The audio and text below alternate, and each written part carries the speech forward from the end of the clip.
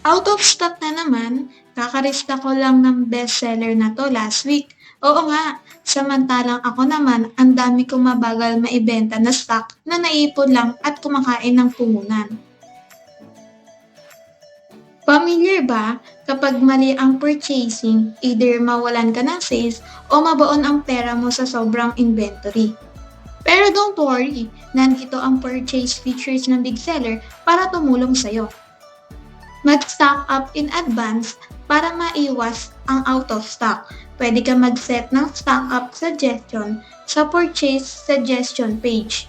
Ilagay lang ang purchase days at safety days ng merchant SKU. Pwede ka rin mag-edit isa-isa o maramihan. Pagkatapos, iset ang stock up suggestion strategy sa page na ito. Pwede mo i-click ang mga icons para makita ang ibig sabihin ng bawat option.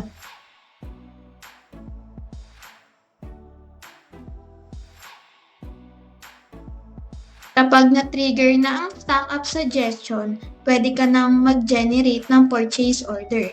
Pwede ring isa-isa o maramihan, makikita ang purchase order sa purchase order page. Pwede ka rin mag-manual gumawa ng purchase order. I-click lang ang add purchase order at ilagay ang information gaya ng receiving warehouse, supplier, at merchant SKU.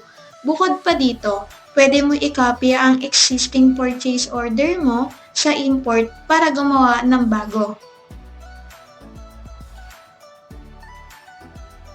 Pagkatapos gumawa, makikita mo ito sa draft list at pwede nang isubmit sa to ship page. I-click para i-ship ang purchase order. Sa on the way page, pwede mo nang gawin ang purchase receiving. I-click lang ang confirm receiving, ilagay ang received quantity at iset ang shelf.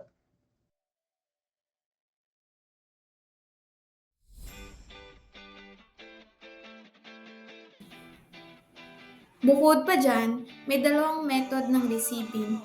Method 1, bulk receipt. Pumunta sa inventory list, i-click ang receive, piliin ang purchase receiving at i-confirm ang purchase orders. Method 2, scan to receive. Pumunta sa inventory, piliin ang receive at gamitin ang scan to receive.